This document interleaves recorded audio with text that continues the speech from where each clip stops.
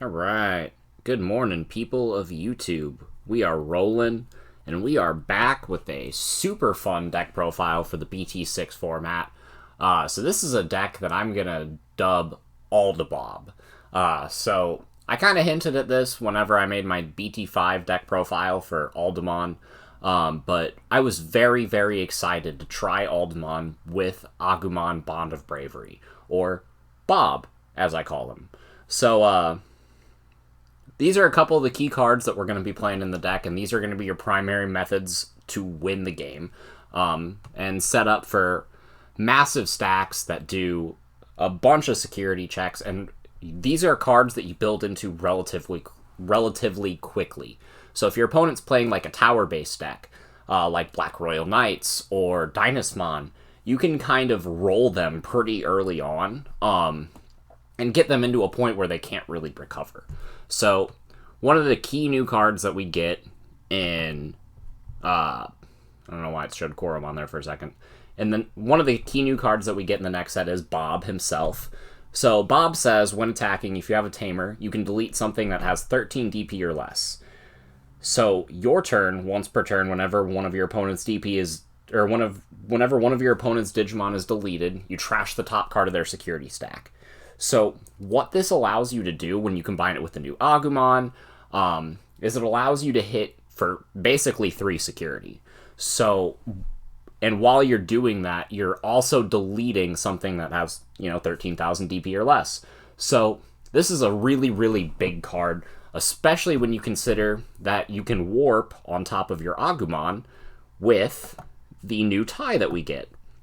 So tie says, once per turn, you can Digivolve an Agumon into a Bond of Bravery in your hand for its Digivolution cost, ignoring its level.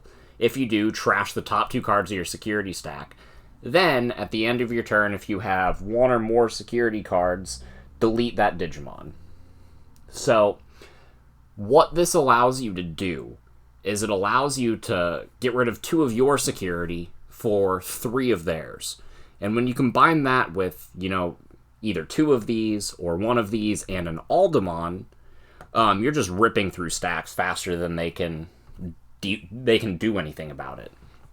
This is a massive, massive advantage deck, and if it gets rolling, then it's very, very hard for your opponent to keep up.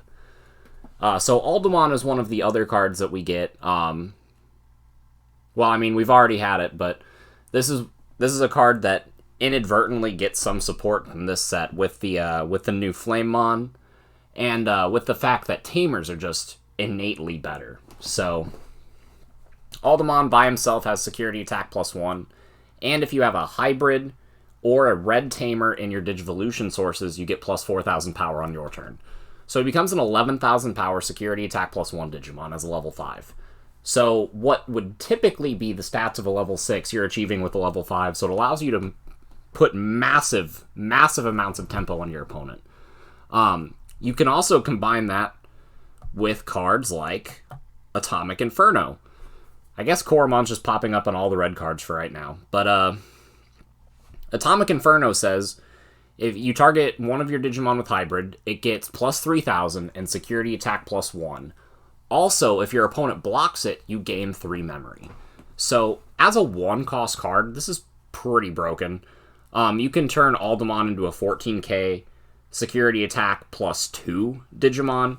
And there are times where, if you're set to 3 memory at the start of your turn with your Memory Tamer, you can activate double Atomic Inferno on your Alda-Bond and just really kind of go off and rip through stacks. So all you need, really, is 1 of these early game and then 1 of these mid game, and then your opponent loses. So that's that.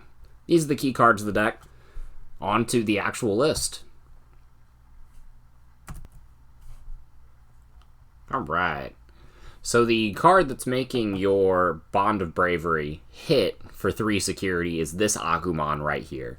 So what this says is during your turn, if this Digimon is Bond of Bravery, then this card checks an additional security. So that's its nice little inherited effect there. It also has an effect on your turn. If you play a Tai Kamiya, then you gain a memory. So this card is really nice. It makes your big tie that you want to be playing most of the time a 2-cost.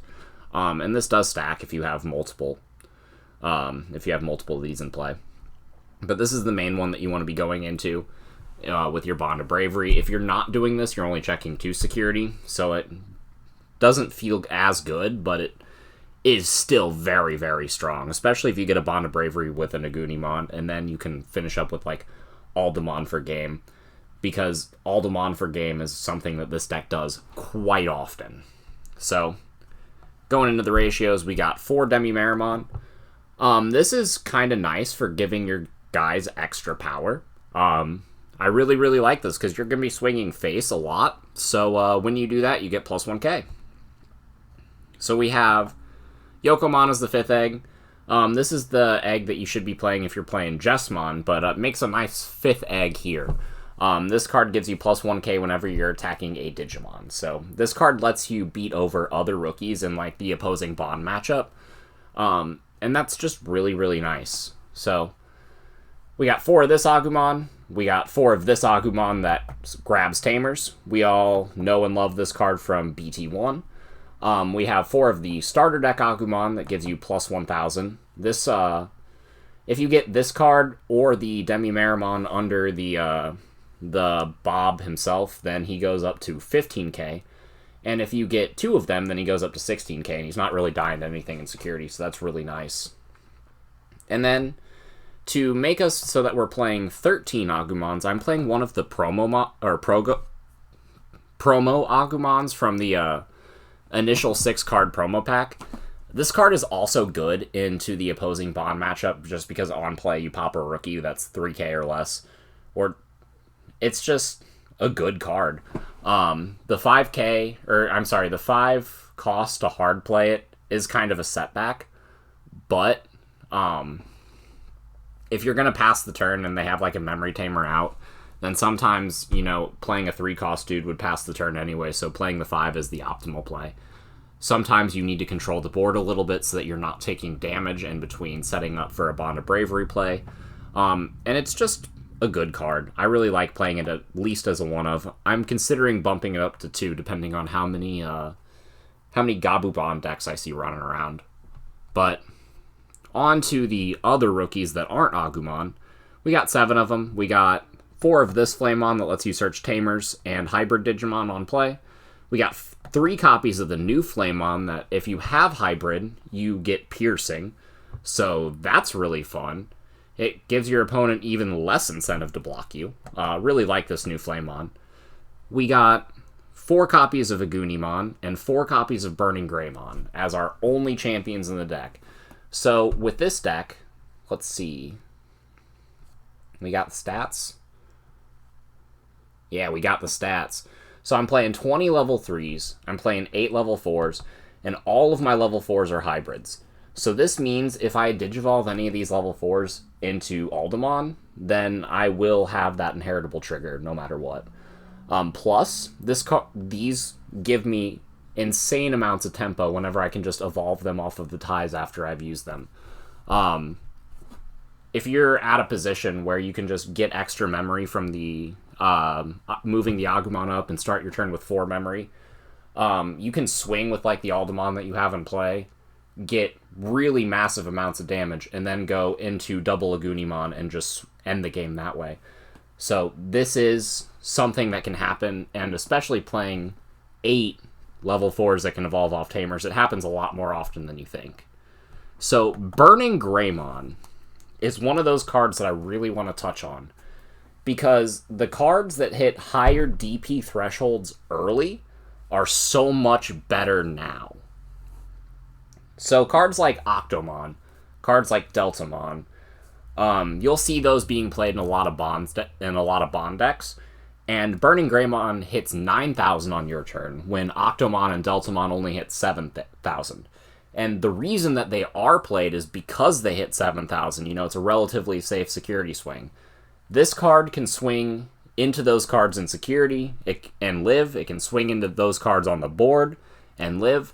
If your opponent gets cheeky and tries to swing with like the Yellow War Growlmon early before they evolve it into a level 6, this can swing over that. And this makes a really, really good secondary Atomic Inferno target, because if you Atomic Inferno this card, then it goes up to a 9,000 power security attack +1 Digimon as a level 4. That's pretty insane. So I absolutely love Burning Greymon in this deck, and I wouldn't play any less than 3. So I think 4 is the number that I'm settling on right now. You could play a couple other champions, and I'll get into that at the end of the video, but that's what we're going with for this. So for the main boss monsters themselves, I do have 4 Alda-BOB and 4 Bob. You can cut to 3 of one of these, but I like to see them pretty early, because seeing one early means that seeing the second one will just end the game. And so you do want to see them. So I'm playing 4 of each. So with the Tamers, you absolutely have to play 4 of the new tie. It's mandatory. I'm playing 2 of the tie from BT1 as well, as just a generic memory tamer. This deck does want to be set at 3 memory every turn, so that way you can evolve into Bob or evolve into Altamont and swing with them. You will never get the other effects to get yourself security attack +1, because you're never going to have enough sources. But I'm playing the tie as opposed to the Marcus, because it is named tie, and you can gain a memory from playing it off of the other Agu-Bond. So, like the new Agu-Bond from BT6. So, I do think playing the tie is the correct call over the Marcus if you're not playing any Greymon. But if you are playing Greymon, by all means play the Marcus. I am not, because this is strictly Alda-BOB. So, those are the Tamers that we're playing. I'm playing 4 copies of Atomic Inferno as well, because you also really want to see this card. And like I mentioned, this card with the Burning Greymon is clutch. Also, in certain matchups, like if you're playing against a Bond matchup, then you can use this card on just a Agu-Bond and go for an 8k double security attack and just chip them very early. So that way, if they bond, they potentially put themselves in lethal range. So I really, really like Atomic Inferno. It gets even better this format just because DP numbers matter more. And, yeah, I wouldn't play any less than 4. So, the last 2 cards of the deck are two copies of A Delicate Plan and 2 copies of Gravity Crush.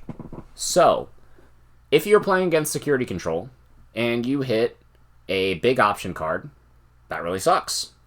A Delicate Plan says no to that. So we are playing 2. This card also stops the security bombs that you see in decks like Yellow, Black Royal Knights, Blue Gabu-Bond. It comes up. So I would definitely play 2 in a BT6 format. And the last card is going to be Gravity Crush. So we don't have the memory boost yet. And there are a lot of times where you could be like, man, if I had 2 memory, I could evolve into a Agu-Bond and win the game. And Gravity Crush gives you 2 memory. So we are playing 2 copies. It's also pretty easy to activate Gravity Crush and then activate Atomic Inferno in A Delicate Plan and then just swing for game. That's really fun. So, yeah, Gravity Crush comes up. I really, really like it in this deck. So the last thing that I want to go over is a couple cards that you could play whenever the starter deck, the EX collection comes out, and just a couple other cards that are worth considering. So I really like the starter deck tie. Just giving yourselves your dudes plus 1,000 is always nice. Plus you can play it for 1 if you have the BT6 Agu-Bond in play. And just hitting higher DP numbers is something that we might want to go for as the format progresses. But the format will have to progress for us to see. So I have Wyvern's Breath here as well, because this deck kinda struggles against Craniumon. If you cannot get over the correct DP threshold to just swing over it, then the only real way to get over it is with cards like Wyvern's Breath. Now, we do have a yellow Taikamiya, and we do have other yellow tamers, but you could also play like Starmon or Pulsemon and just like a small little yellow engine, and play Wyvern's Breath. or Spiral Masquerade as an option card to deal specifically with Craniumon. So that is something that I think I am going to try out, but I definitely want to try Agu-Bond first.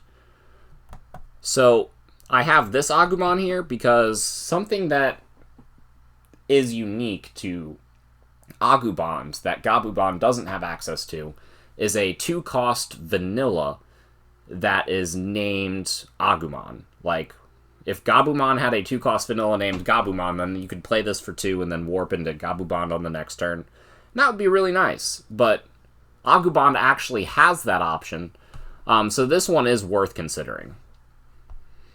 I also have ties growing up here, because this is really funny. If you can take one of your Agumon and put it at the bottom of your deck, basically, and draw 3. So that's pretty funny. It's not consistent because you have to give up an Agumon, but, you know, drawing 3 is always fun. So Dark Tyrannomon is a card that you could also play. I really, really like it. The only thing is you pretty much have to evolve it over a Flamemon so that you can then go into Alda-BOB if you want to make use of it as an evolution source. But it is a 1-cost to evolve into, which makes it a damn good evolution source. And then the last of the cards that you could play right now are going to be Trident Revolver and Gaia Force. You know, getting more Tamers in play is always good. Trident Revolver lets you do that. Gaia Force lets you pop things, you know. These are good generic removal cards that also further your own game state, and I really, really like that about these. Now, whenever we get the starter deck and the EX collection, this deck gets even better, because we get cards like this Agumon, which will give you 2,000 power if you attack a player. We get this Agumon in the EX collection, which, when attacking, will let you reveal the top 3 and add a Tamer, or a Digimon with Agumon in it and put it in your hand. So you can get more Bond of Braveries or more Agumons and set up for next turn. That's really nice. We get this Greymon, which comes out of security, and when it does, you pop something that's 4K or less. That's always fun.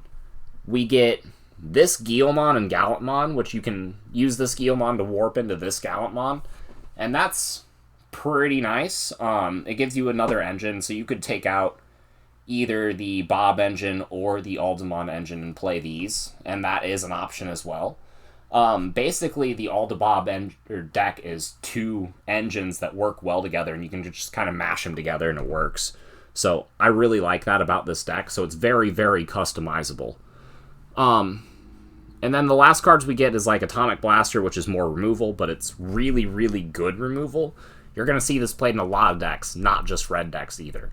And Lightning Joust, which almost functions as another copy of Atomic Inferno, because what it does is it lets you pick one of your Digimon, give it plus 2k, and then if the number of cards in your security stack is less than or equal to one of your to your opponent's security stack, then one of your Digimon gets security attack plus 1. So these, from my understanding, with this card, it doesn't. You can split the boost. Like, you can give one Digimon the boost and one Digimon the security attack plus 1, or you can give them both to the same Digimon. And that's just really good. I would play more copies of Atomic Inferno if I could, in all honesty. And this card functions as that, so I really like it. But yeah, that's the deck profile. Hope you guys really enjoyed it. We'll go ahead and do it this way so you can take a screenshot if you want. There we go. But yeah, let me know what you guys thought. Let me know what decks you want to see for the BT6 format coming up on the channel. And as always, hope you guys have a good one. See you next time.